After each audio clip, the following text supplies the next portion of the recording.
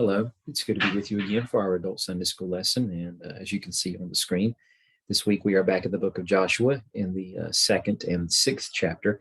And the reason being is because the circumstance that we will be talking about tonight is the initial conversation that the two spies who went into the city of Jericho at Joshua's order and encountered Rahab there. We are introduced to her in the second chapter, and then we see the dialogue that transpires there that ultimately leads to them leaving the city. And then in the sixth chapter, when the actual conquest begins of the land, and Jericho is the initial city, that of course a promise has been made, and it is time to honor that promise, as Rahab has done exactly what has been required of her. And so with that, we will see a paralleling of two particular accounts with her as something of the central hub that unifies them together amongst many other things. So we're going to read these passages, come together for a time of prayer, and then after that we'll dig right on in. So picking up in the 8th verse of chapter 2, before the men fell asleep, Rahab went up on the roof and said to them, I know that the Lord has given you this land, and that the terror of you has fallen on us, and everyone who lives in the land is panicking because of you. For we have heard how the Lord dried up the water of the Red Sea before you when you came out of Egypt, and what you did to Sihon and Og, the two Amorite kings who you completely destroyed across the Jordan. When we heard this, we lost heart, and everyone's courage failed because of you. For the Lord your God is God in heaven above and on earth below.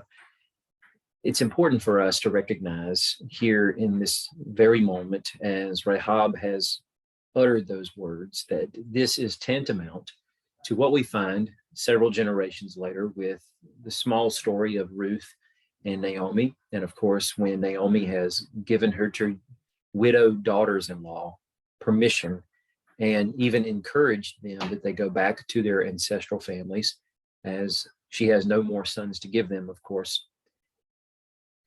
and to attempt to try to pick up the pieces of their broken lives and start life anew with new husbands, perhaps from their own country. And while Orpah will do that, Ruth obviously will have none of that. And she makes the confession she does that Naomi's people will be her people, that her God will be Ruth's God, in effect. That is exactly what we are seeing here with respect to Rahab. Granted, it's not her confessing at this moment that she, in such a direct way as Ruth will put it, is confessing her faith in the Lord, in that she wants to become part of his people, but in a rather indirect way. That is exactly what she is expressing here, because we ultimately see her plea is that her and her family be spared, and that she wants to be a part of this people moving forward. But she confesses here the understanding that whoever the gods were that they worshiped in Jericho, that she recognizes that they are completely defunct and have absolutely no power to be able to withstand this magnanimous and titular figure known as Yahweh, who for the last 40 years, people have been hearing all in the land of Canaan about the people that had been led victoriously out of a plundered and decimated Egypt at the hands of this Yahweh. And to think that it still stands so fresh in their memory, we can really only imagine, and it escapes us just how profound this must have been for her and the other people. As she says, clearly they have lost heart, and others will soon bear witness to this when they come to lay siege to the city. And no doubt these two spies that are standing in her presence are noticing that with respect to the odd things that are going on in the city. It no doubt was probably shut very tight, and almost martial law probably declared, with every little coming and going being monitored by the king and his agents or spies, so that all intelligence was being centralized and directed to him, so that he would know exactly what's going on. And of course, it does not escape him that spies had been sent to spy out Jericho and perhaps surrounding areas, and they had noticed that they had come to the very tavern or bar, brothel, whatever, that Rahab was working in, and that she must have had a conversation with them, because they actually are able to track the men down to her house. So having said that, the city is definitely set on edge. But With that in mind, we see that she makes the confession that Yahweh, the God of the Israelites, is indeed the God who rules sovereignly over heaven and earth. Now, picking back up here with now, please swear to me by the Lord, or Yahweh, that you will also show kindness to my father's family, because I showed kindness to you. Give me a sure sign that you will spare the lives of my father, mother, brothers, sisters, and all who belong to them, and save us from death. Now moving to chapter 6, verses 15 through 25. Early on the seventh day, they started at dawn and marched around the city 7 times in the same way. This is obviously predicated upon the earlier instructions in the chapter that they were to march around the city 1 time each day for 6 days. On the 7th day, do this 7 times. And then on the 7th time, different action was to be taken rather than returning to the camp. So that was the only day they marched around the city 7 times. And after the 7th time, the priests blew the ram's horn, and Joshua said to the troops, forgive me. Shout, for the Lord has given you the city, but the city and everything in it are set apart to the Lord for destruction. And this is a principle that we will note as being called Haram, the actual Hebrew letters of, often have the highlighter function on, HRM. And the idea behind Haram is that this is specifically assigning a ban to any and everything that the Lord marks to be set apart for either destruction, consumption, whatever the case might be. But that belongs to the Lord, and everything, of course, is forbidden outside of what the Lord has isolated for himself, for his intent and purposes.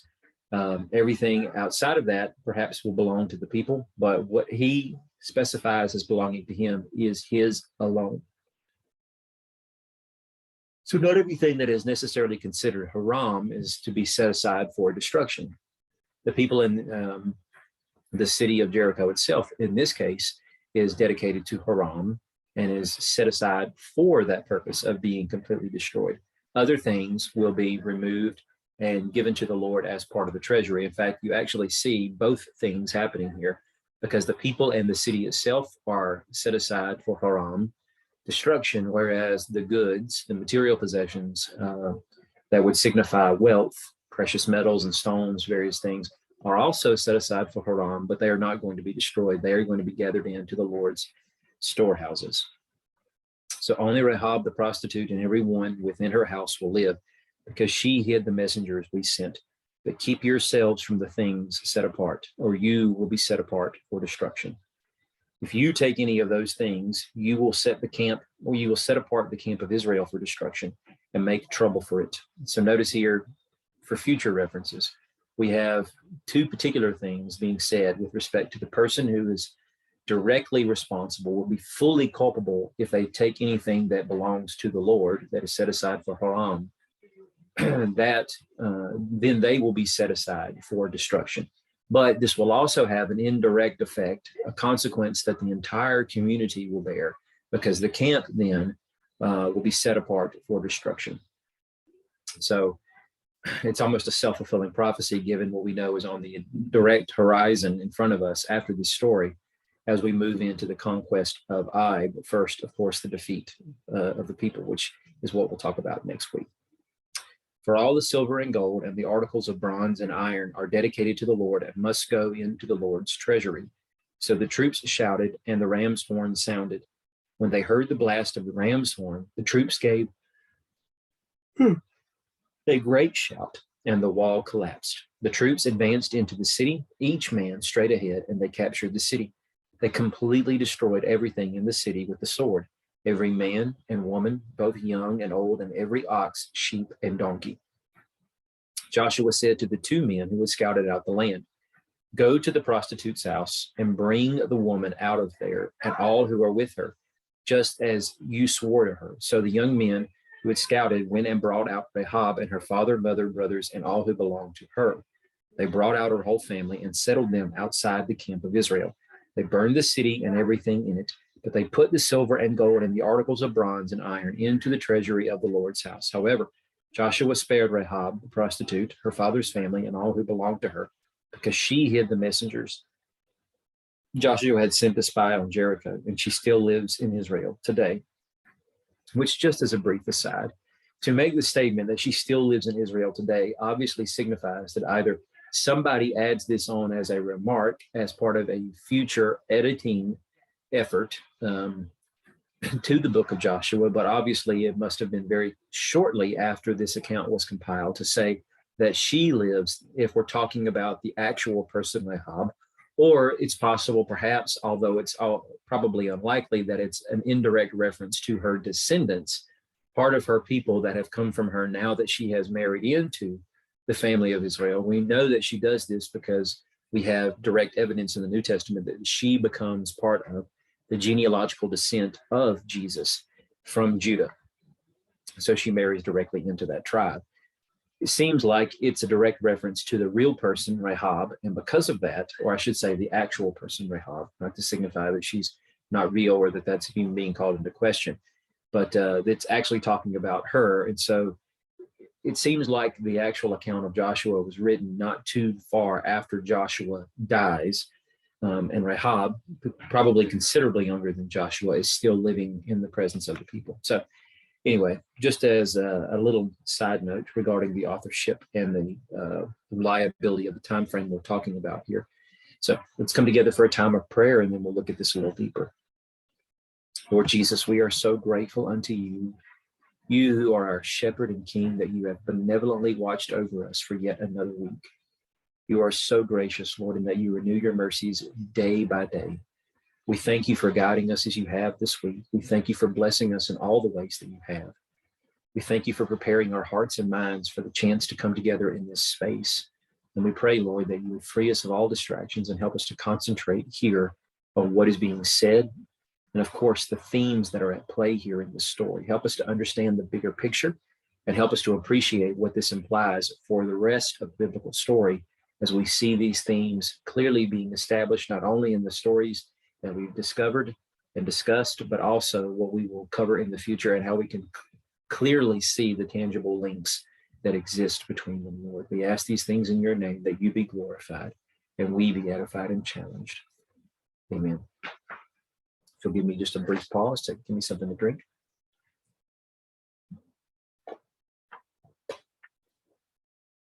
So, speaking about what's going on here, I think it's important for us to just take a moment and appreciate the words that were sung of Moses or by Moses nearly 40 years before, when the crossing of the Red Sea has transpired, and Moses, with this victory poem or victory psalm, leads the people in this mighty chorus as they celebrate the victory of what God has done in literally bringing Egypt to a place of utter annihilation.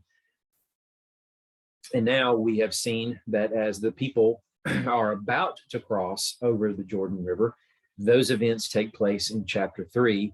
They are on the precipice of repeating this event yet again. And for all that will signify, as we've already discussed in previous weeks, how that parallels with the crossing of the Red Sea and what this is supposed to mean theologically, as we see the themes repeated almost verbatim with respect to the ordering of events and whatnot, and how this larger picture blossoms from what we've already seen in previous creation narratives, as goes the Genesis prologue, and of course, the repetition through the flood story of Noah, and then the crossing of the Red Sea that leads us to this particular story as yet another reverberating ripple in the pond from whence that initial stone of God's creative effort in Genesis 1 and 2 was cast into the pond of this proverbial story, if you will. So anyway, back in the heart of this particular poem that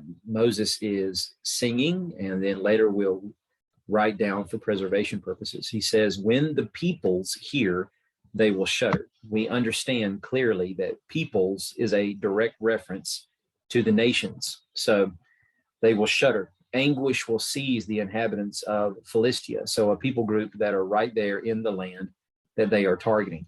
Then the chiefs of Edom, and of course, these are distant relatives of the Israelites, from where they are on the Red Sea at this point, they are almost directly due north of where they are, but from the land of Canaan, they are south by southeast. They will be terrified. Trembling will seize the leaders of Moab. Now, of course, we didn't get a chance to discuss this when we were going through the book of Numbers, but in the later portions, about the last third, we have a complete chapter dedicated to all the stops that Israel made. And with that, we know that they petitioned the people of Edom toward the end of their 40 years of wilderness wandering to allow them to pass by the fringes of their land. And they would do their best to try not to eat any food or drink any water, but they would generously compensate the Edomite people if they allowed them to drink some of their water if such a need arose.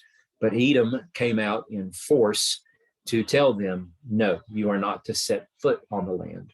And instead of mounting a military response because of the level of disrespect being shown here, the Lord tells them to evade that and to stay on the fringes of the border and to not cross into the Edomite territory, because the Edomites are not going to be given over to them to conquer, at least not yet. And the same with respect to Moab, because of course Moab is a direct descendant of Lot through his daughters. And of course, a distant relation to Abraham, and by virtue of that, a distant relation to them. But God preserves these people because of the fact they are from Lot. But certainly the same is measured against Israel from the Moabites. They do not want them passing through their land either. And no doubt, part of the reason why was perhaps what Moses is saying here, that the Edomites will be terrified, and that leaders of Moab, just like the inhabitants of Canaan, as pictured here by the words of Rahab, are going to be panic-stricken and almost paralyzed with respect to their fear because of what God has done with these people, and them coming into their land as the horde that they are would perhaps not only threaten them, but maybe even suggest that the God who resides amongst them and works things out the way he does on behalf of his people will conquer them as well. And so they are attempting to try to jump ahead and prevent such a thing from happening. So these are not just poetic words that Moses is speaking. I think we've actually seen that play out in real space and time with the way the narrative has developed. And then he says, and all the inhabitants of Canaan will panic, which gives us all the more reason to see the literal nature here of what he is speaking about with respect to the chiefs of Edom, leaders of Moab. They will panic, terror and dread will fall on them, and they will be as still as stone because of your powerful arm until your people pass by, Lord, until the people whom you have purchased passed by. Or perhaps another way to render this in Hebrew actually would be the people that you created, which certainly is very befitting considering what happens in the crossing of the Red Sea. And again, all the points of parallel that we isolated in a previous lesson and have reiterated several times that speak to the idea of how creation is captured anew in the event of them crossing through the Red Sea. But now let's look at part of the passage that we have just read here, as goes the words of Rahab as she is talking to these two spies. Now, I'm going to be doing what I've done in previous weeks. I'm going to be isolating several things that are pattern-like with respect to previous stories, and one in particular that we're going to focus on. But there are many, many, many other things that we see paralleled throughout this passage. If you just stop to think through them, if you ask yourself the question, where have I seen that before? It's very possible you may see a link there, and one of which that I'll pick out for you now, but I don't really have the time or place in the rest of our lessons development here to go into any depth or detail on it. I don't find it coincidence that Joshua picked two spies to go in to spy out the land. I mean, certainly he could have done this with one, but it would perhaps have been a little easier with a smaller number. But if that person had been captured and killed, how would anybody know, and who would be able to pass word back? And certainly he could have sent three. We could go with the idea that the reason why he went with two or a small number like that was for the tactical advantage it provides and the stealthiness of the mission, because they are not actually going to go spy out the rest of the land. or even the vicinity around Jericho. We have no record of that. If they did, they probably did it before they actually came into the city proper. And there met Rahab, because as soon as they do, they are let loose and then go hide for some time before they eventually cross the Jordan and make it back to the camp of the Israelites who have yet to cross over the Jordan. But I would think the reason why 2 spies perhaps were chosen is that it harkens back to the events that transpired in the middle portion of the book of Numbers, chapter 14, when 12 spies, one from each tribe, were isolated to go and spy out the entirety of the land, or at least the portions that Moses had told them about. And with that, 2 were the ones who faithfully bore the report of what they saw and coupled it with an admonishment that God is indeed going to hand them over to you. And of course, these 2 spies, when they hear the words of Rahab and see the uneasiness on the part of other people there in Jericho, and the fact that people are indeed panic-stricken, they come back to the people and faithfully deliver these words over to Joshua and encourage the people, as this is the first city on the list of cities, their first city in the mission of conquering the land, that indeed the Lord has handed them over to the Israelites, that they are already seizing up in fear, in so much as they have taken the proper precautions to prevent a full-on breaking into the city and just basically making it easy for the Israelites and so forth. But that aside, 2 spies, because 2 people, Joshua and Caleb, faithfully bore the report out to the Israelites that God indeed was going to hand over the land of Canaan. 2 spies who faithfully come back and yield the report to the people that God has brought these people to their knees and has prepared them for the impending victory. She says, I know that the Lord has given you this land, and that, notice I've color-coded these things for you, terror of you has fallen on us. Moses said these things would happen to the inhabitants of the land of Canaan. Jericho obviously is in the land of Canaan, and terror and dread of the people have fallen on them. She says, and everyone who lives in the land is panicking. So the very words that Moses said, panic and terror, would fall on the people who would inhabit the land of Canaan, are the very words uttered by Rahab when she is speaking to these 2 spies and telling them why they are witnessing what they are around them with respect to the attitudes and mindsets of these people. She says, for we have heard. Now notice that Moses said, when the peoples hear, now that moment has come, we have heard. And she says the very same thing. This is part of a chiastic structure here that actually exists in these words, because we have heard, and then she says again, we have heard this. She says how the Lord dried up the water, and then the same thing over here with respect to I'm sorry,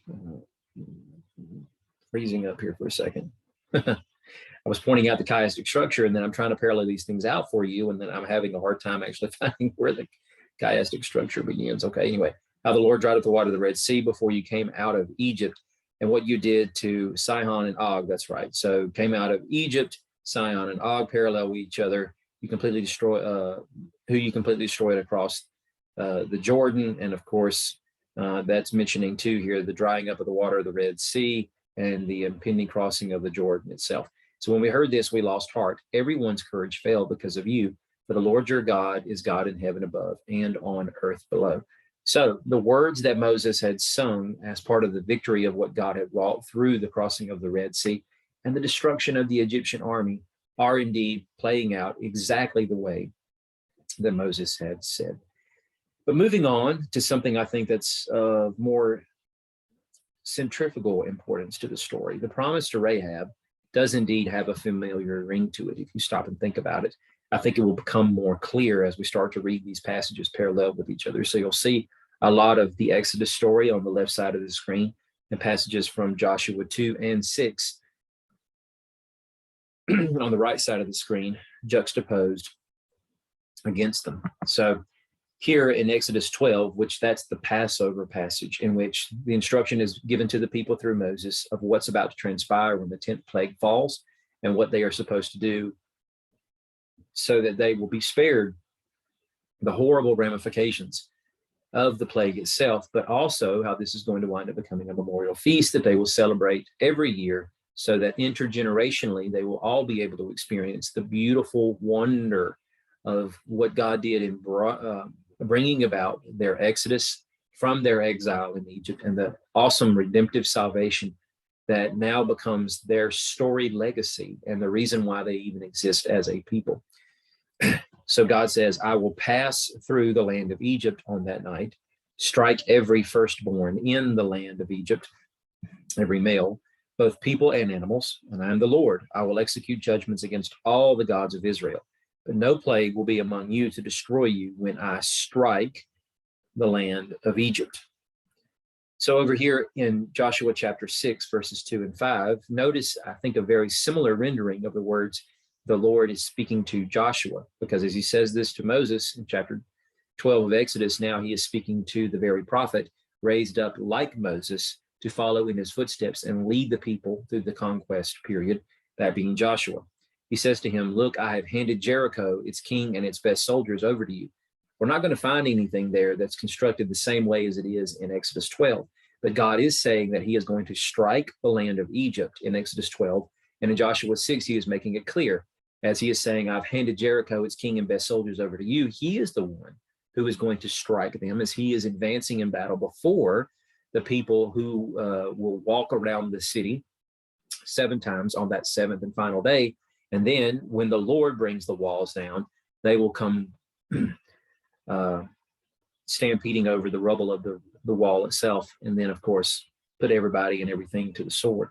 He says, when there is a prolonged blast of the horn and you hear its sound, have all the troops give a mighty shout, then the city wall will collapse and the troops will advance, each man straight ahead, right? So back to Exodus chapter 12, we are being told, he, that being Pharaoh, summoned Moses and Aaron during the night and said, get out immediately from my people, both you and the Israelites, and go worship the Lord as you have said. Now, notice here the words being said by Rahab. When the time comes for her to let these spies go, as she has promised, she will spare them. Then we have, she lets them down by a rope through the window, since she lived in a house that was built into the wall of the city. And she says, much like Pharaoh does when he tells the people to get out immediately, she says, go to the hill country so that the men pursuing you won't find you. She said to them, hide there for 3 days until they return. Afterward, go on your way. And I find it eerily similar to what is also being said earlier in the book of Exodus, when the very first time Moses winds up coming to Pharaoh and demanding the people be let go on the command of Yahweh. And the purpose for that is asked or questioned by Pharaoh. And Moses says, we must go a distance of 3 days into the wilderness and sacrifice to the Lord our God as he instructs. And back in chapter 12, as we read above that, this is exactly what Pharaoh is referencing here when he tells Moses and Aaron to get out immediately from my people, go and worship the Lord as you have said. This is exactly what Moses had said earlier with respect to the fashion in which they would go and worship the Lord. Now, it's strange, too, how nothing is really made of that as the story develops. They don't simply march out for 3 days into the wilderness and then stop and then dedicate a moment of feasting and worship unto the Lord. They journey much further than that. It takes roughly a month for them to finally get to the base of Sinai, which is where the Lord said he would end the initial phase of this story arc for them. He said that would be the sure sign by which Moses would know that God would be with him, is that he and the people would come to worship him there. So it's odd that we have this structuring here of Moses saying to Pharaoh, we're going to go out 3 days into the wilderness and worship the Lord there. And notice the place and locale of this, the wilderness. And when these men go out and they hide in the hill country for 3 days, granted, the hill country itself is not necessarily considered the wilderness. The wilderness is usually beyond the vicinity of Jordan on the eastern side into the territory of Moab and the Amorites and so forth, as far as the rest of the biblical narrative is concerned. But when they go and hide, they're not going to go hide themselves in any sort of urban dwelling. They're going to go hide themselves out in the forested areas where they can easily evade capture that way. And they're going to stay there for 3 days while these search parties and whatnot scour the countryside to try to find them, and then eventually give up and return back to the city. And that's the directions that perhaps the Lord gave them through Rahab, who is saying to them, as she suggests, hiding for 3 days would be enough for this hunting party to finally just give up, and then they could go on their way and report these words back to the camp of the Israelites on the eastern side of the Jordan. So a few points of parallel there with respect to the idea of there's a miniaturized exodus going on here with respect to the spies, who are certainly under the duress of the threat of the forces of the Jericho king coming after them, because they are hot on their trail in the city.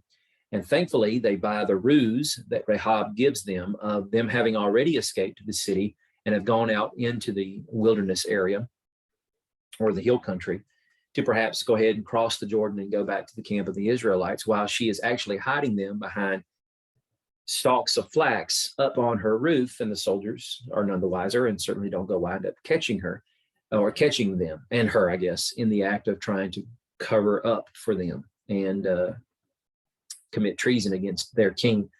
But all that aside, they are expelled from the city as Rahab allows them to be lowered down the city wall through a rope from her house's window and so forth. So if you see just these two little points that we've discussed so far, we see that the story of Rahab and the promise that is given to her, which will become all the more significant here in just a second, is already starting to parallel the actual Exodus account of the people, starting with the concept of God speaking about what he's about to do in this final act of decimating the people of Egypt in the land of Egypt.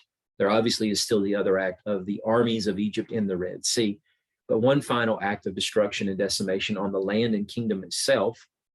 And then the order of Pharaoh telling the people to get out. And the same thing here of God saying that he is about to decimate Jericho, hand the city over to them. And then as these two spies have encountered Rahab, of course, that predates the events of what's going on here in chapter 6 and the words of the Lord there. But nonetheless, something that very similarly mirrors or mimics the exodus of the people leaving Israel. Now, if you're kind of lost on what significance this has, then just continue to stay with me and I'll try to explain that as we go. So moving back to Exodus chapter 12, the instructions are given to the people. Slaughter the Passover animal, take a cluster of hyssop, dip it in the blood that is in the basin, and brush the lintel and the two doorposts with some of the blood in the basin. None of you may go out of the door of his house until morning, when the Lord passes through to strike Egypt and sees the blood on the lintel and the two doorposts. He will pass over you, over the door, and not let the destroyer enter your houses to strike you. Okay. So when we go back to Joshua chapter 2, when the men hear her proposition, they say to her, "We will be free from this oath that you made us swear to, unless when we enter the land, you tie this scarlet cord to the window." Now, certainly in both of these instances, it's very easy for us to just immediately jump right to Jesus. Now, he is indeed the Passover lamb, which is echoed throughout the Gospels as the time by which he died. And certainly we are seeing he is the perfect Passover offering from the perspective and vantage point of the gospel writers. The apostles certainly are no different. Paul, having not been a part of that crowd, yet perfectly sees the theological significance of that as he speaks about the fact that Jesus is our Paschal or Passover lamb in his earliest writings, which is actually the earliest writings of the New Testament predating the Gospels, in his letters to the churches at Corinth, where he makes that confession. But, and the same can be said too with respect to this statement here in Joshua chapter 2, the idea of a scarlet cord being tied to the window, and how Jesus is representing that scarlet cord by which redemption was guaranteed to the inhabitants of Rahab's house. For all who dwelled inside those walls, while the city itself was being torn apart from the inside after God had brought the walls down, yet those who were under the shelter of that scarlet cord, and of course, Jesus being our scarlet cord. And there's nothing wrong with seeing that. But the reason why these encounters were written were not simply to jump to Messiah. The earliest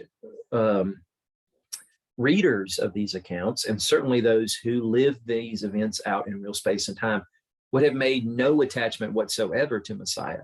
So we are not going to just jump straight there in our discussion of this. Rather, we are going to focus on the significance of these events for what they are, as one passage leads to the development of the story and seeing that theme being repeated in another place.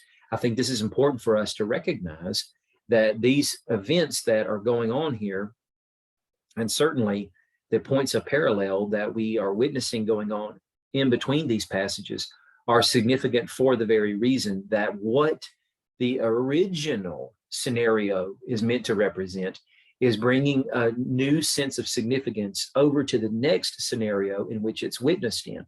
In other words, what we're seeing here is the deliverance of Passover. And we are seeing something eerily similar going on here in Joshua chapter 2 with these men. It was not Rahab's idea to tie the scarlet cord to her window and say, this is how you will know that I have remained faithful to you and I have not betrayed you or any of those things, or that I'm signaling to you that my family is ready. We are in the house where you told us to be, waiting on you. They are the ones who tell her, you tie the scarlet cord in the window, and if you do this, excuse me, then of course we remain bindingly obligated to the oath that we made with you, that we will spare you and all the inhabitants of your house, right? So this is supposed to be paralleled here to the idea of brushing the lintel and the two doorposts with some of the blood of the Passover sacrifice. The scarlet cord tied to the window, and the window being on the outside of the house. And certainly she could have slaughtered an animal, taken blood, and she could have slathered it on the outcropping of the window itself, had that been the instruction given to her. But that didn't need to happen. All that needed to happen was just simply tying a cord that mimics the appearance of the blood to the window itself. Then they tell her to bring her parents and brothers into the house. And they say, if anyone goes out of the doors of your house, his death will be his own fault. Now, certainly we could appreciate the practical nature of what this means, because in the frantic nature of the men of Israel just running through the city, and every human being that they see who clearly are not clad in the garb of Israel, if they were wearing some sort of uniform or something that would have clearly hinted to them, this is a Jerichoite and therefore needs to be put to the sword because of Haram, then how will they possibly know who the inhabitants of Rahab's house are and who is actually part of her family? So it's just best if they all stay away from the carnage by being inside the house.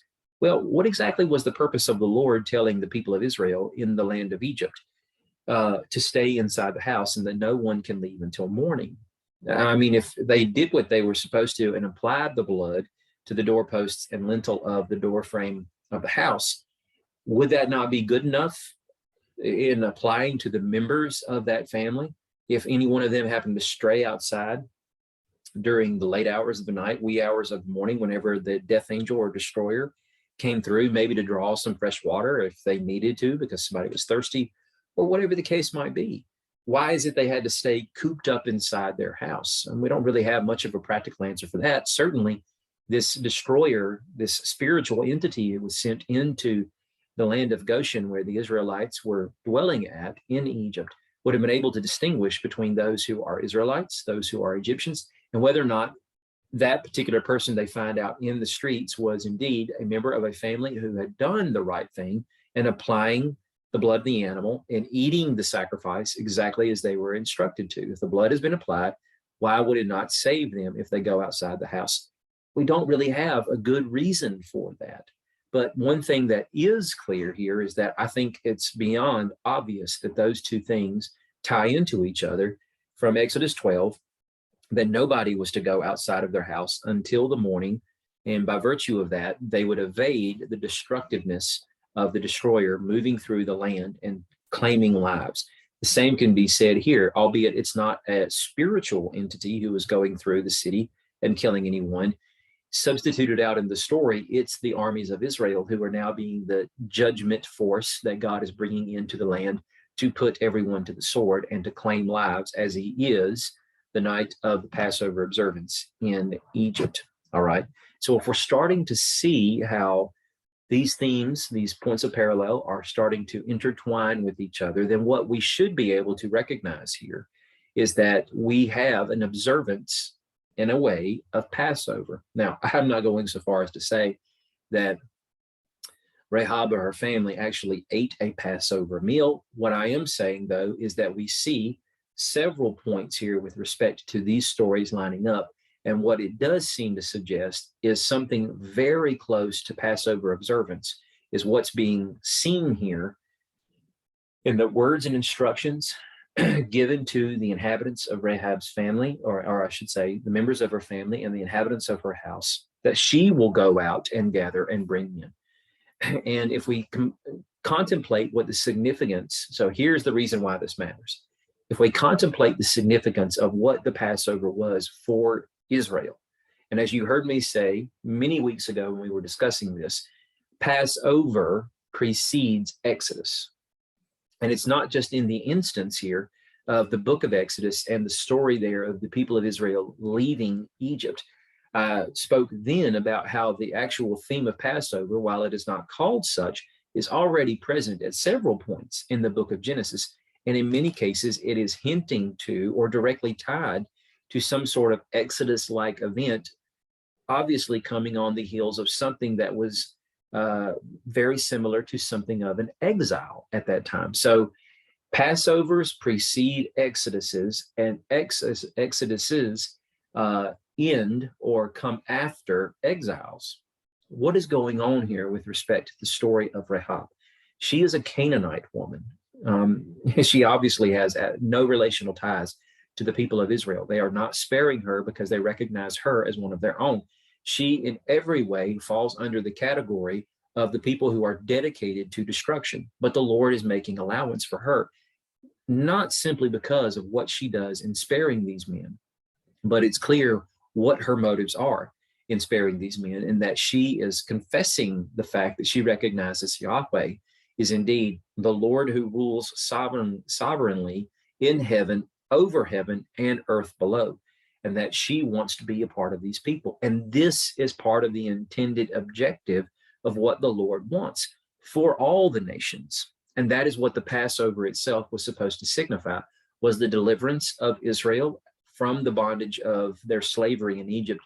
And of course, the larger picture of what that represented was death, as we talked about how Egypt itself was in many ways typical of the realm of the dead. And by virtue of them being delivered from the realm of the dead, that signifies the end of an exile in the place of death and the deliverance away from that into a place of life, which in and of itself is resurrection. But that aside, they are being delivered from that through the chaotic waters of the Red Sea that God parts and allows them to cross through safely while he brings those waters down on the heads of the Egyptians, destroying them all. And through the creation motif that we discussed there, many of the similar points between the actual creation account in Genesis and how it's repeated in the flood story are seen almost point for point in them crossing through the Red Sea, beginning with Egypt coming to close in on them and prevent their escape. And then God intervenes by separating those two camps with this pillar of cloud,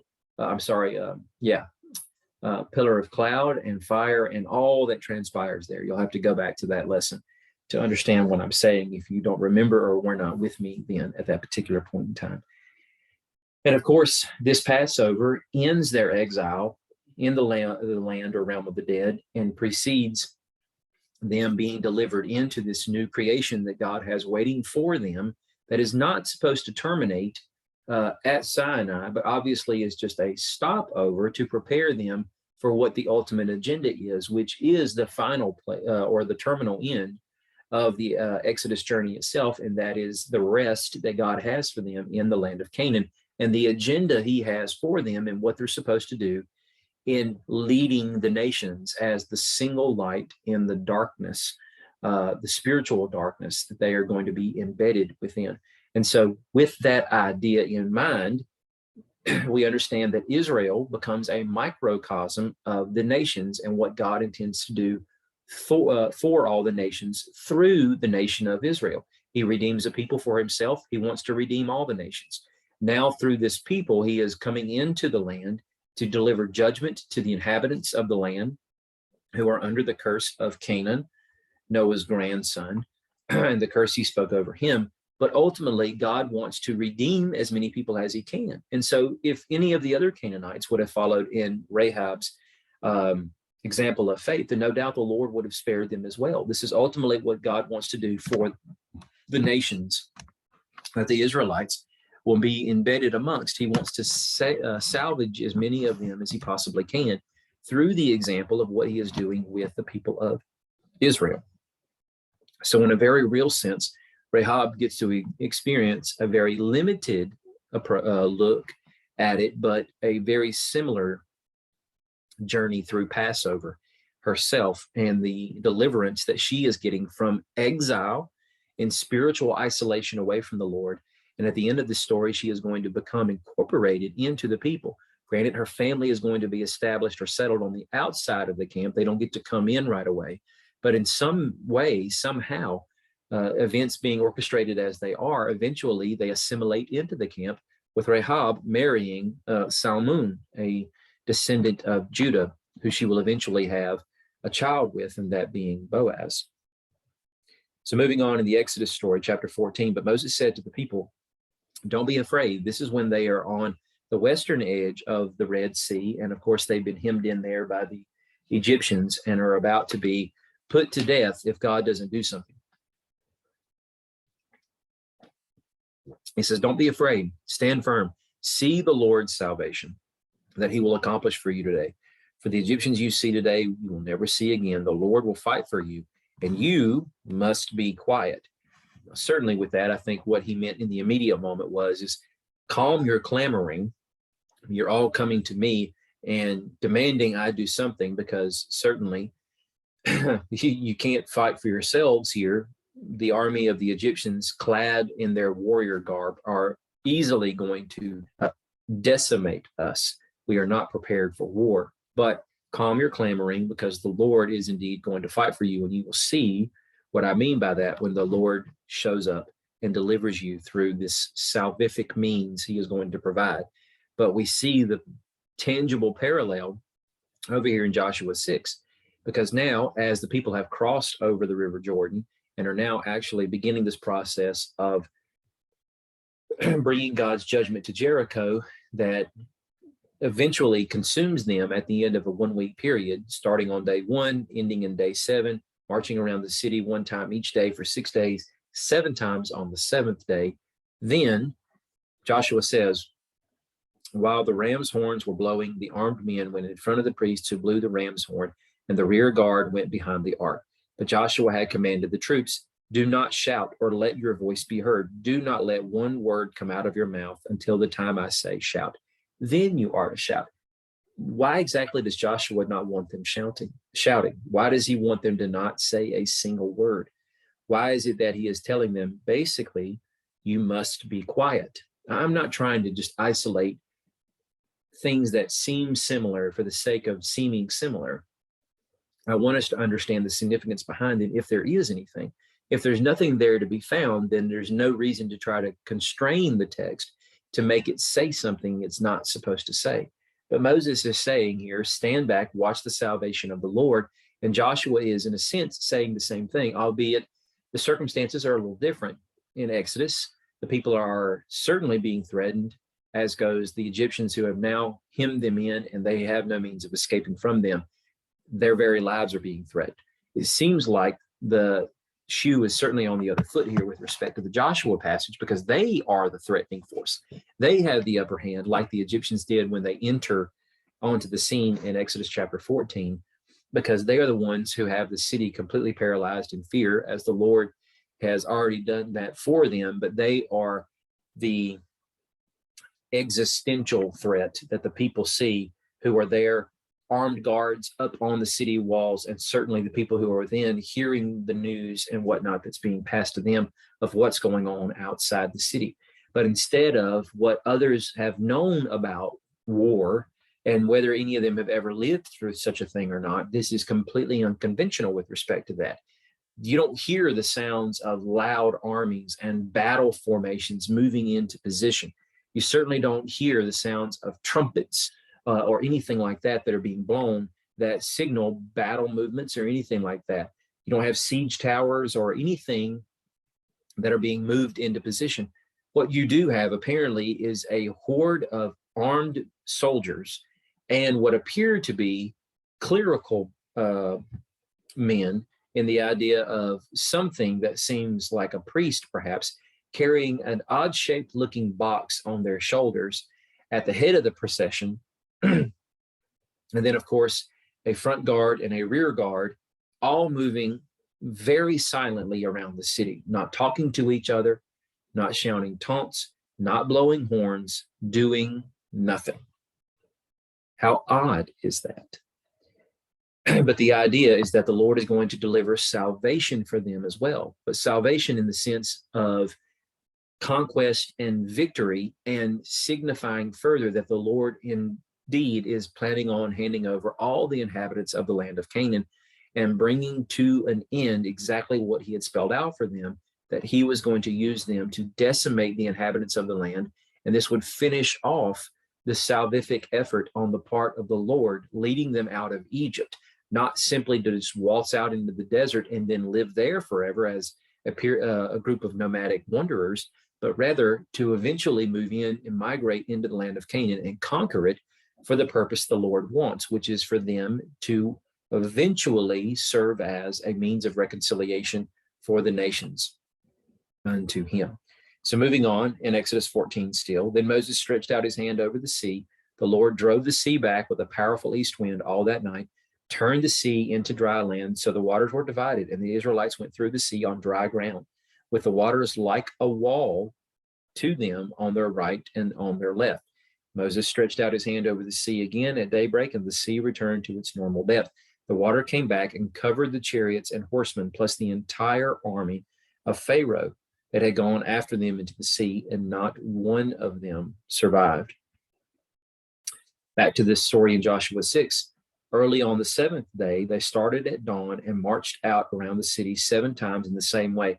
I had this red asterisk here to remind myself to go back up here and recall the words that Moses spoke in his victory psalm in Exodus 15. He says, "They will be as still as stone because of your powerful arm until your people pass by, Lord." What's going on there around the city of Jericho? Let's just visualize it for what it is for a second. Perhaps a square shaped object. And as the people are passing around, granted, they are completely silent as the Lord through Joshua had instructed them to be. We can imagine too that perhaps the people inside the city are virtually dead silent as well, because they're wondering what exactly it is they're witnessing and when will the Israelites make their move, because they have certainly signaled to the inhabitants of the city of Jericho that they are not going to pass by them. They are going to come at them full force, head on.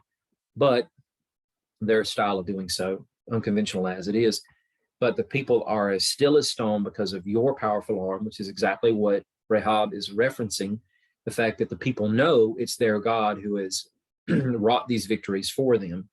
And it's the people of the Lord who are passing by the perimeter of the city as they walk around it once each day for 6 days until the 7th day, right?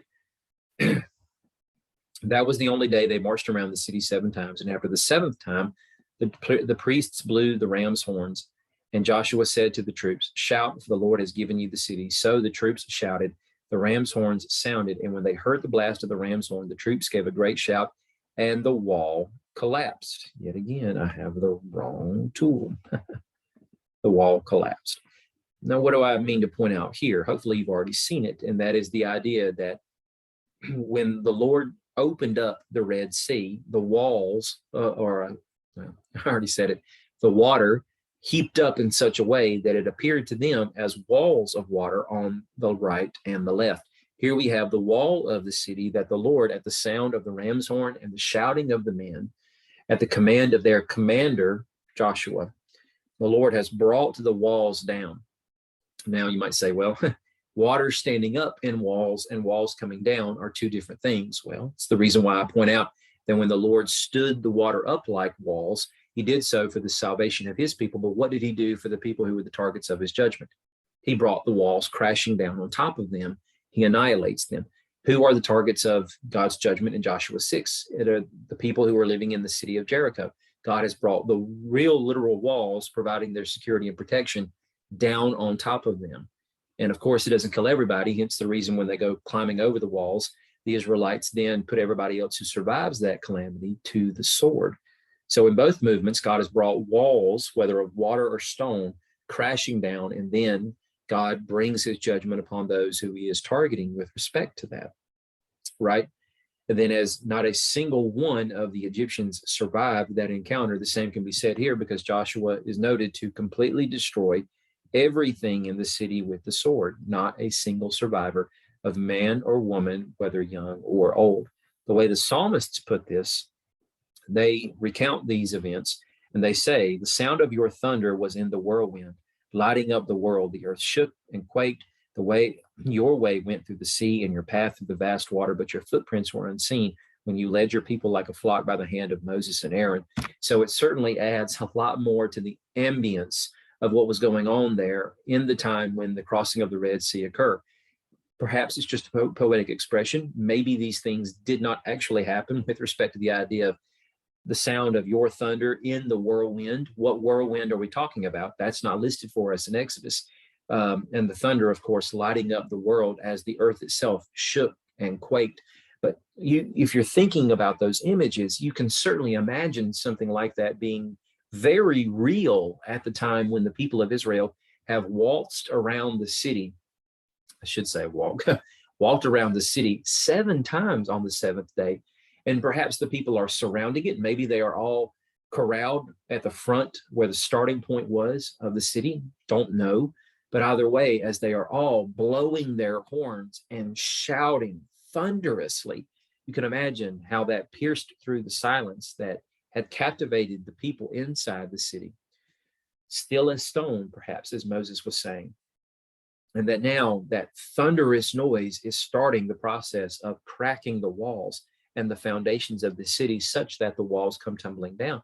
And perhaps there was an earthquake that the Lord brought as part of a supernatural assist on his part to help the people, because certainly the Lord speaks about how he will go into battle before them and hand over the inhabitants of the city, king of Jericho, best soldiers unto them. And so maybe it was like that. Not saying there was a whirlwind, not saying that there was literal thunder or any of those things, but the idea is still the same, that we are to appreciate the idea of great calamitous noise and the appearance of divine judgment at the event of what happened there in the crossing of the Red Sea. And the same can be said here in the way the psalmist of the 106th Psalm writes when he says, yet he saved them for his name's sake, to make his power known. He rebuked the Red Sea and dried it up. He led them through the depths as through a desert. He saved them from the power of the adversary.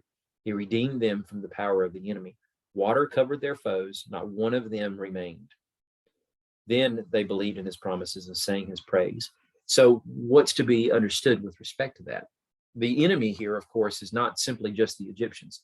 The larger context would help us understand that the enemy there is the person who is working using Pharaoh as his puppet, and that being the enemy of God's people that is present there in the garden and working behind the scenes in every one of these stories to try to bring down God's people through either an existential threat or from within the community of God's people by constantly leading them through temptation and so forth to sin and rebel against the Lord and turn their hearts away from them, away from him. So having said that, the Lord brought his judgment upon not only Egypt, but ultimately his enemy, the enemy of his people, the adversary. But the idea remains that as the water came crashing down on top of them, not one remained. And that is going to be something that reverberates again and again throughout the rest of the story here in the book of Joshua, that through the rest of every one of the phases of the conquest, as the cities and the kings that rule over them and the inhabitants of these cities are all stacked up on top of each other, what is the summary statement that said after the end of every one of these encounters? That none of them survived.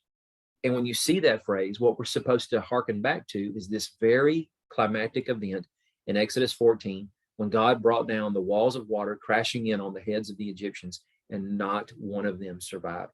It's as if God is parting the sea of the peoples there in the land of Canaan, and he is using this spear of the people of Israel to do that, constantly parting the waters as he is bringing judgment upon the Amorite tribes, the inhabitants of the land of Canaan, the descendants of Canaan, who bear up underneath that curse. And he is doing so like he did, parting the Red Sea, allowing his people to just simply waltz right through, because that's what they do. They waltz right over top of everyone. They bowl over top of them like a steamroller over hot asphalt, and they flatten them, they annihilate them, they wipe the memory of these people away from the land, or at least those who were victimized by their swords. So keeping the larger context in mind, I'm going to speak to this, and then I'm going to go back to the story of Rahab here and try to help bring all this together to make it make sense. So in Joshua 5, we're going to go back to the right side of the screen now, and we're going to see how this ties into, and I'm going to be brief with this because we've already looked at this before, but just reminding us of what's going on here, because Joshua chapter 2, where we first meet Rahab, and Joshua 6, when the conquest of Jericho begins, and we encounter her again as God has spared her, and she now becomes assimilated into the people. What we have going on here is these two encounters sandwich the contents of chapters 3, 4, and 5, obviously. And 3 is the crossing over of the Jordan, and for all that happens there, it in every way reaches out as a parallel story to the crossing of the Red Sea. And as we pointed out in previous lessons, that signifies the idea of new creation. God is now leading these people through the crossing of the Jordan River at its flood stage, chaotic waters, all that stuff, into the land of Canaan, which is supposed to be the new provincial Eden space, right? And that he is going to plant them as a choice vine in the area, like a garden, if you will, that he is basically building a new garden in this place. And he is using the people, like the trees in the Garden of Eden, who have seed in themselves. He is using these people to multiply them. He is not simply multiplying them because he loves them so much and wants to make more of them while he wipes out everybody else. He wants to multiply these people so that there are more of them to hopefully do their job in impacting the nations around them by spreading out and expanding this new provincial Eden space to the nations around them as they multiply so much that this little sliver of land promised to Abraham and his descendants can't possibly hold them all. And they have to spread out beyond the perimeters of their settled space where their tribes inherit and so forth. And by virtue of that, they will have to ultimately influence the nations. So at the crossing of the Jordan, what we have here is after that, when they've crossed through, then the Lord tells Joshua, make flint knives, circumcise the Israelite men again. And when this happens, he says, today I have rolled away the disgrace of Egypt from you. Therefore, that place is still called today Gilgal. The idea, though, of course, is this stretches all the way back to Genesis 17 and the promise that God made Abraham, that every one of your descendants after you, and of course, we're talking about the slaves in your house as well, all have to be circumcised. This is the sign by which you will know that you remain under the protection of my covenant, is that if you are circumcised. If you are not, then you have to yourself be cut off from the people. Now, certainly, it's supposed to go deeper than just the skin. It's supposed to be a circumcision of the heart as well, as was Abraham's faith. But the idea here is that that sign is supposed to be a symbol in your flesh that you belong to me. And it's interesting, too, when you go back to the Exodus story itself, as we talked about before, with respect to God's meeting with Moses in Exodus 3 and 4, and telling him, I have selected you to go back to Egypt and to lead my people out and to bear to them the good news that I have given you. And that is, I'm going to bring them out of this land, judging the Egyptians, and take them to a land that I have promised their ancestors and them, a land that is flowing with milk and honey. But on his way back to the land, we have this moment in which the Lord comes to confront Moses, and seemingly he wants to kill Moses. But Zipporah recognizes that the reason why is because their son, Gershom, has not been circumcised. And so she acts in Moses' stead, circumcises their son, touching the blood of the foreskin to his feet. And then the Lord relents. All of this having something to do with circumcision, but more than that, the idea of Passover, because we talked about that then, right? We don't have time to go into all of those points to rehash the argument, but suffice it to say, the idea is the connection between Passover and circumcision, what the rabbis have said in the past, the idea that the original or initial Passover celebration in Egypt was the night of two bloods. the actual blood applied by the lamb or goat to the door, but the blood of the circumcision knife as well, and the idea that all the circumcised males of Israel are supposed to be the ones celebrating that feast henceforth and forevermore. And if you're not circumcised, not only do you not have a part in the people of Israel, but you certainly do not have the ability to celebrate Passover. Even residential aliens who might want to celebrate Passover in the land of Israel can only do so if they've been circumcised, which is a hefty price to want to pay just to eat some food with total strangers, right? Anyway, the reason why I bring all that up is because moving from them meeting Rahab in Joshua chapter 2, the men coming back across the river because of her efforts in sparing them and the promise that they made, then they undergo this sequence of crossing over the Jordan as a united nation under Joshua's headship, ultimately the Lord's headship. When they get to the western side of the Jordan River, the whole entire camp stays together, obviously, but before they commence moving out into battle formations and starting the process of conquering the land, they do these things first. The people or the men of the land are circumcised, rolling away the disgrace of Egypt. But again, I ask the question, why is it termed the disgrace of Egypt? What does that have to do with anything? You would think, if anything, it's a personal disgrace, the idea that a whole generation of males have been born out in the wilderness, and not just a single generation, but multiples. But nonetheless, none of them have been circumcised. This is a disgrace for them. You would think the Lord might say, rolled away the disgrace of your disobedience of the command I have given you through Abraham and, of course, Moses, to circumcise the males amongst you, which you were practicing in Egypt. It's the idea that everything that Egypt and their isolation and exile there mimicked, the idea that they were in the realm of the dead. And now they've been delivered from that. To be circumcised in a very real way is to recall the idea of Abraham as a remnant brought forth of the exile that happened at Babel, is now being called to be a leader, the very first of the offspring of a new humanity.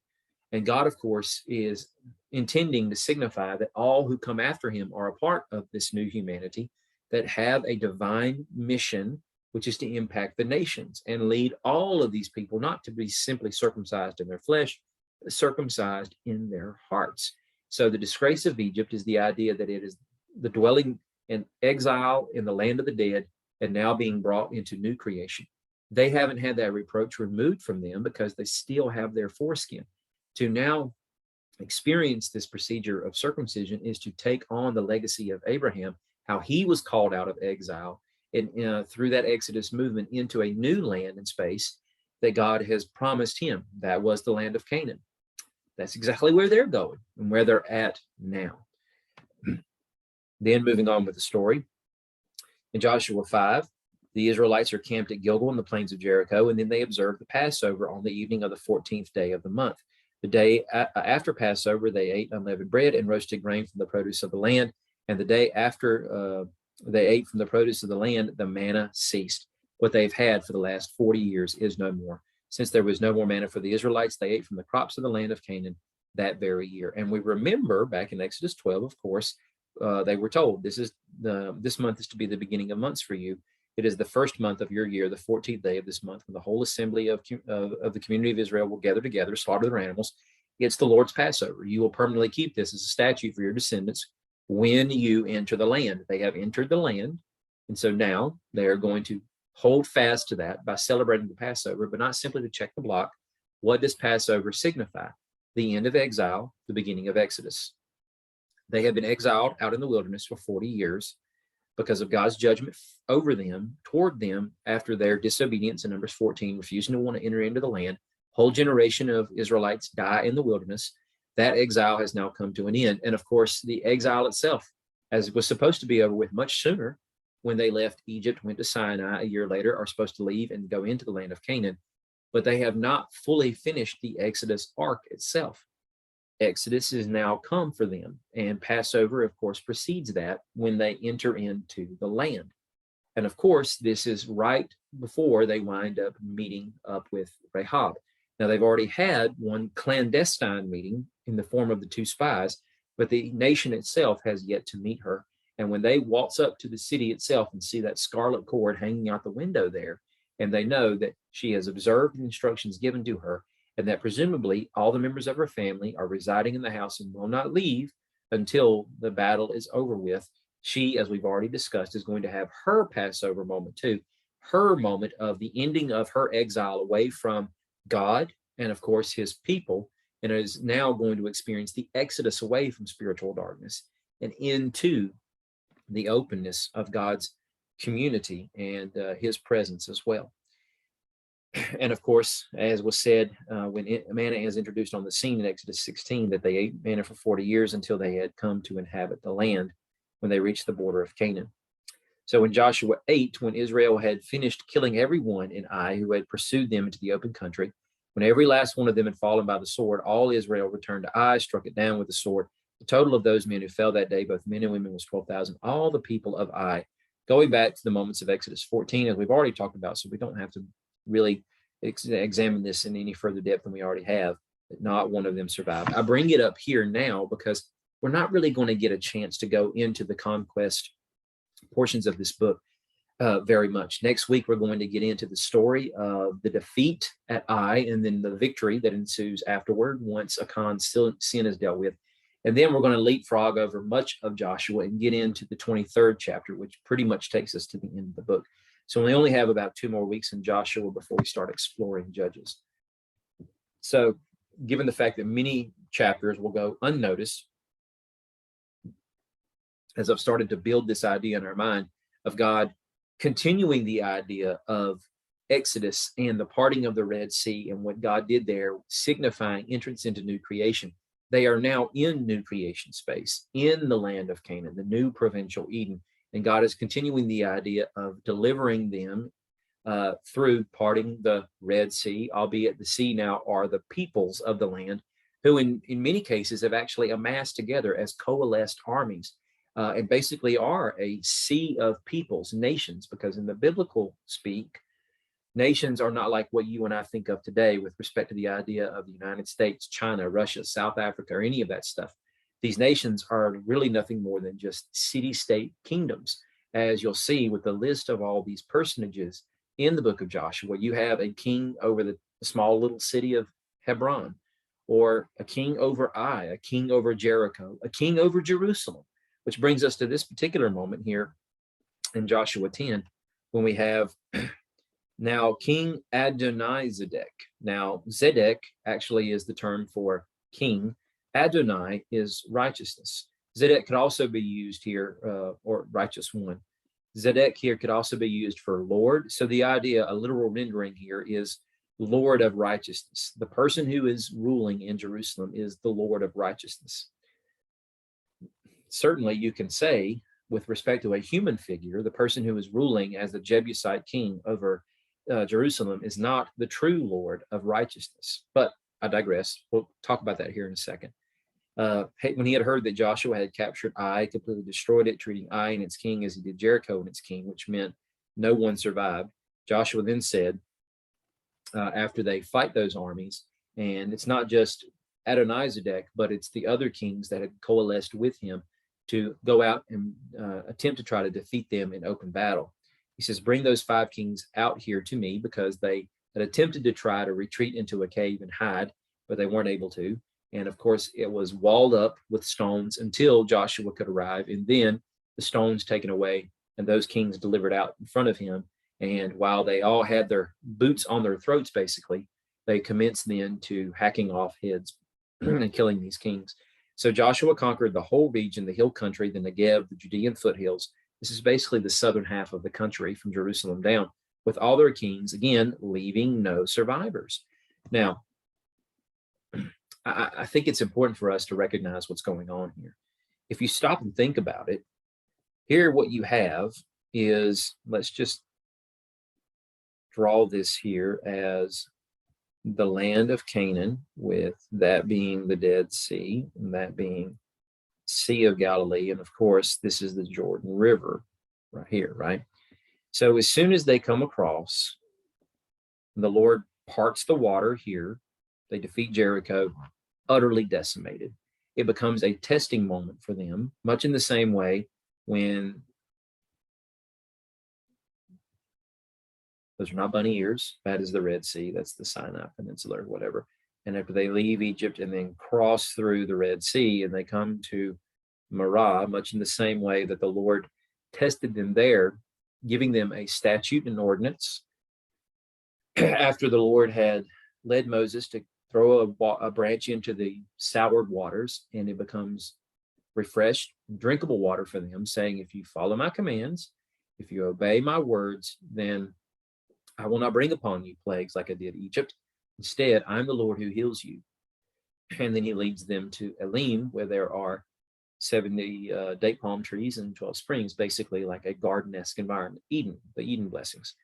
So with that in mind, it's a test. Jericho is a test. Everything is supposed to be devoted over to the Lord. If you devote everything over to the Lord, as was instructed to you, you don't succumb to the temptation of taking what is not yours by right, then I will hand all the rest of the cities over to you, and I will destroy the land and lay waste to its inhabitants and give you what you did not work for, what you did not build, what you did not plant, what you did not sow, and you will reap what was not yours, belonged to someone else, but now I have handed over to you. So that's Jericho. But then the next place they wind up going is Jerusalem. Why is that? Now, they actually don't quite go up to the city, I guess, but they do wind up fighting against the king of Jerusalem, who has coalesced armies from other kings and nation states around him to try to deal with this Israelite problem.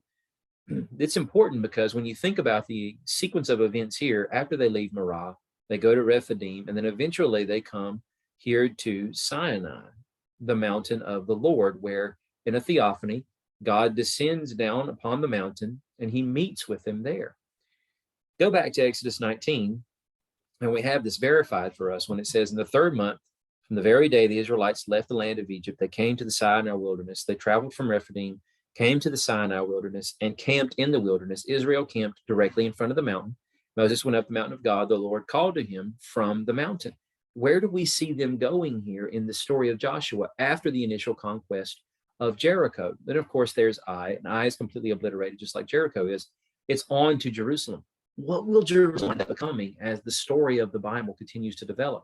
It doesn't during the time of Joshua, but it's mentioned for a reason, because the biblical authors in future days will come to understand the significance of this city of Jerusalem. And it does wind up becoming the place that Moses had already spoken of as he finishes off his small little canon of books in the Torah.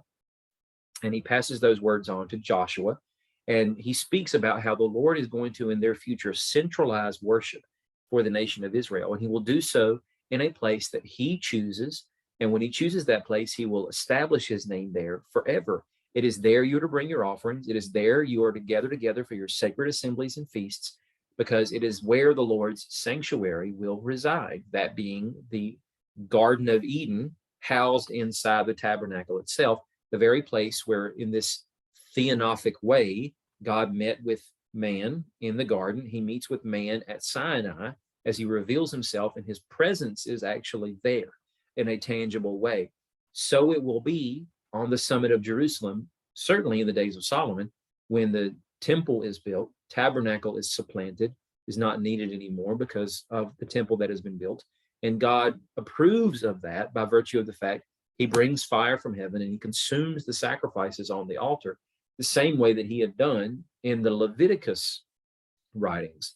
When God met with the people, certainly his glory filled the tabernacle, but when all the proper installation offerings were offered on the part of Aaron by Moses and so forth, and everything anointed in its proper way, God consumes those sacrifices on the altar, right? And so the point I make is simply the idea that they are on a one-way trip with a straight trajectory right toward what will become the very mountain of God, with Jerusalem kind of taking center point in the focus of the story, with this first moment of coalesced kings coming together, basically representing the southern half of the land of Canaan that God allows to be parted as he does the Red Sea, spearheading the people of Israel right through them, killing the kings, laying their armies to waste, going back and destroying each of their cities, putting many of them to the flame, not only to the sword, and then conquering the entire southern half of the land before they turn northward and start doing the same thing. So what we have seen here tonight in a very broad way is a repetition here of Passover themes we have already seen in other portions of the books of Moses. And the reason why that matters is because what we anticipate happens around those stories. And of course, stories of creation as well. I know that I keep bringing these things up every week. It's not because I have a lack of material to teach from. It's because these are the things the biblical authors are wanting to draw out for our focus, what we should be training our minds to see and recognize. And certainly every story that comes after this is not going to keep seeing these themes brought to the forefront over and over again. There will be other biblical themes that we'll see noticed in many of these stories. The reason why I bring these things up is because they're so readily available for us. But beyond that, it's because of the implications there. What I've hoped to try to help establish for you is a way of starting to recognize the pattern. And by virtue of the pattern, what is the implication? The implication of Passover is the end of exile, the beginning of Exodus, and Exodus leads the journey from life, from death to life in new creation. We've seen that multiple times, and we've had this reiterated for us in many of these passages that we have examined over previous weeks, and we see it going on again here. The beautiful note to this story, though, is the fact that somebody outside of Israel gets to experience that, which provides hope for the nations.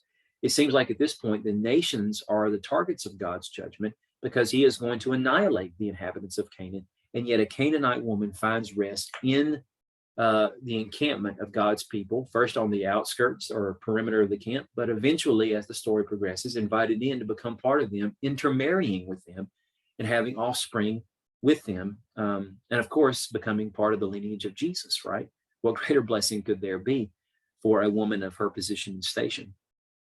But having said that, we've also seen how the sequence will move beyond that as this Exodus continues for Israel and the annihilation of the enemies of God's people, which were the Egyptians in the original Exodus story, and have now become all the inhabitants of the land of Canaan.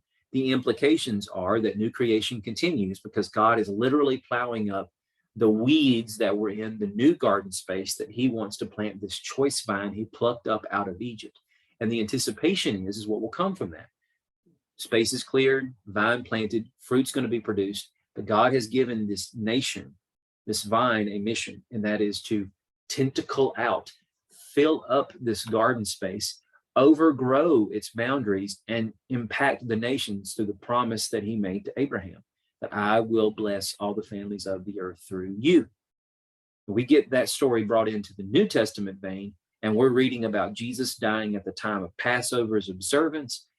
A lot of things should start to light up for you. A lot of bells should start to ding in your mind with respect to, that's what that means. That's what I'm supposed to do. Because if we're seeing the implications of this, then we can begin to anticipate that as we see these stories repeated for us in the New Testament, as we see them pointed or back to or alluded back to by other New Testament authors outside of gospel material like Paul or Peter, right? So having said that, my hope is that you'll meditate more on that as you continue to read through where we are in the Old Testament. But certainly if you're branching out into the New Testament, that you're taking the time to appreciate how these themes are present there. And again, how they impact both you and me as goes our mission as God's covenant people now. Lord Jesus, we ask you to please open our minds and illuminate us to this beautiful truth in ways that only you can, that you be glorified in all that we do for your name's sake. Amen.